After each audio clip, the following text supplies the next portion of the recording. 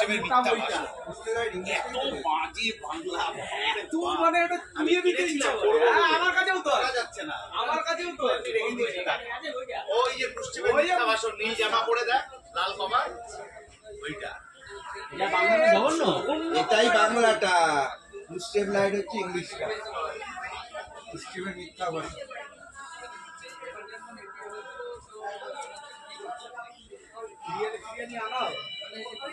বিরিয়ানি আজকে রয়্যাল আছে তো,